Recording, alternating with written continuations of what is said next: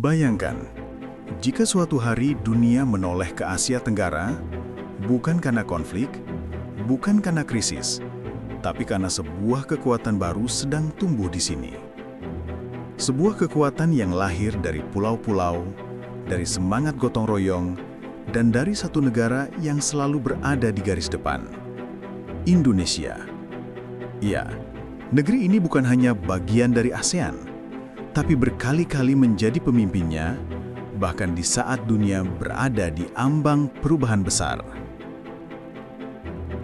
Awal cerita, jejak pertama di Bali, tahun 1976. Tahun 1976, langit Bali cerah pagi itu. Ombak berdebur lembut di pantai Sanur, sementara di sebuah ruang pertemuan sederhana, 5 pemimpin negara Asia Tenggara duduk bersama. Mereka datang dengan satu tujuan, membangun masa depan baru bagi kawasan yang baru saja lepas dari masa perang dan ketegangan politik.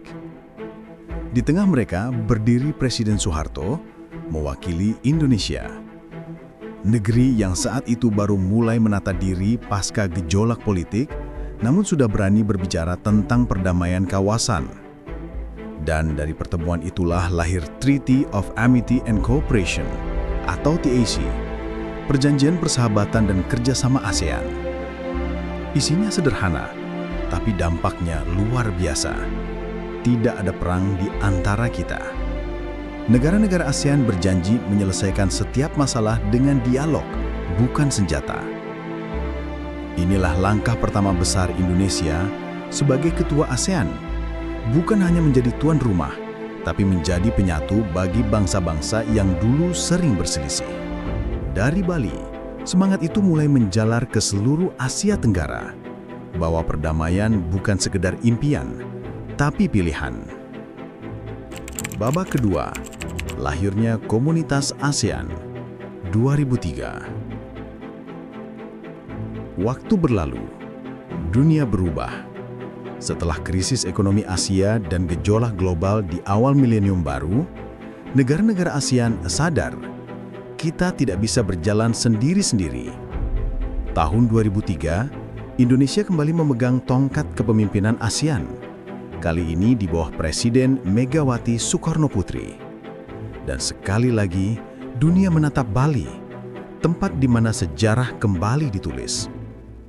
Melalui Deklarasi Bali Concord II, Indonesia memperkenalkan sebuah visi besar, membentuk Komunitas ASEAN atau ASEAN Community, sebuah kawasan yang terintegrasi di bidang politik, ekonomi, dan sosial budaya.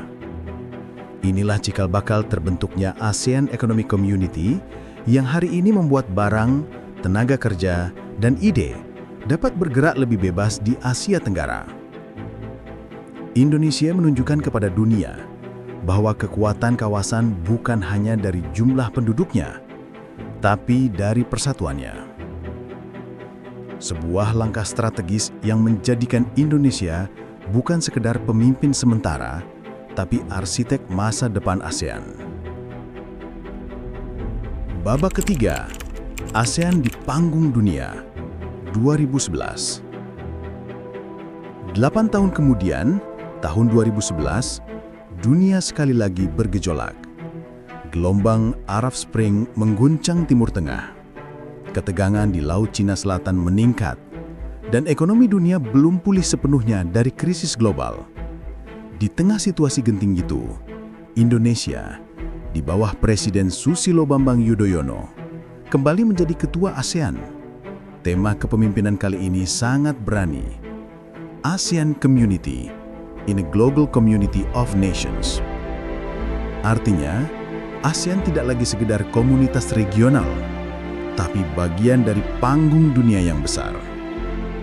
SBY mendorong ASEAN untuk menjadi penengah di tengah rivalitas global, membangun diplomasi damai antara Amerika Serikat dan Tiongkok, dan memperkuat kerjasama lintas kawasan. Dari sinilah lahir cetak biru ASEAN Community 2015. Rencana besar yang menuntun ASEAN menuju era integrasi penuh.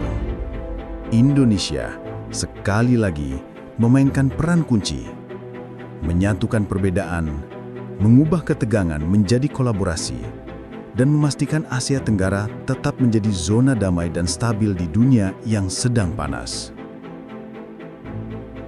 Babak keempat, ASEAN Matters 2023.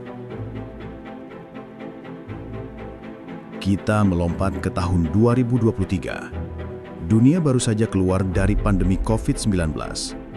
Perang Rusia-Ukraina mengguncang geopolitik global, dan Asia Tenggara kembali menjadi rebutan pengaruh Barat dan Timur. Namun kali ini, Indonesia kembali berdiri di garis depan. Di bawah kepemimpinan Presiden Joko Widodo, Indonesia menjadi ketua ASEAN dengan tema besar, ASEAN Matters, Epicentrum of Growth. Maknanya jelas, ASEAN bukan sekedar penting, tapi kini menjadi pusat pertumbuhan ekonomi dunia. KTT diselenggarakan di Labuan Bajo, Nusa Tenggara Timur, tempat yang memancarkan keindahan, kedamaian, dan kebanggaan Indonesia. Jokowi menegaskan kepada dunia bahwa ASEAN tidak boleh terombang-ambing oleh kekuatan besar. ASEAN harus berdiri teguh, mandiri, stabil, dan berdaulat. Di bawah kepemimpinannya, Indonesia mencatat banyak prestasi penting. Mendorong penyelesaian damai krisis Myanmar, memperkuat kerjasama ekonomi digital dan energi hijau, membuka pintu investasi dan konektivitas kawasan, serta menjaga agar ASEAN tetap menjadi zona damai dan stabil di tengah badai global. Penutup, jiwa ASEAN ada di Indonesia. Jika kita melihat perjalanan panjang itu, dari 1976, 2003, 2011, hingga 2023, kita akan menemukan satu benang merah yang tak pernah putus, kepemimpinan Indonesia. 4 kali menjadi ketua, 4 kali pula Indonesia hadir saat dunia sedang berubah arah, dari menciptakan perdamaian, menyatukan ekonomi, membawa ASEAN ke panggung dunia, hingga menjadikannya pusat pertumbuhan global. Indonesia selalu menjadi jantung yang menghidupkan kawasan ini. Kepemimpinan Indonesia di ASEAN bukan hanya tentang jabatan, tapi tentang visi, keberanian, dan tanggung jawab moral. Tentang bagaimana sebuah bangsa kepulauan mampu menyatukan 11 negara di tengah dunia yang terpecah. Dan hingga hari ini, satu hal tetap pasti. Selama Indonesia berdiri kokoh, ASEAN akan tetap hidup. Dan dunia akan terus menoleh ke arah kita. Karena disinilah masa depan Asia lahir. Relik cerita bukan sekedar tentang masa lalu, tapi juga tentang bagaimana sejarah membentuk dunia kita hari ini. Kira-kira misteri atau kisah apa lagi yang harus saya bahas selanjutnya? Tulis pendapat dan saran kalian di kolom komentar ya. Siapa tahu cerita pilihan kamu yang akan saya ungkap di video berikutnya. Subscribe sekarang dan jadilah bagian dari perjalanan waktu menuju kisah-kisah yang terlupakan. Sampai jumpa di video berikutnya.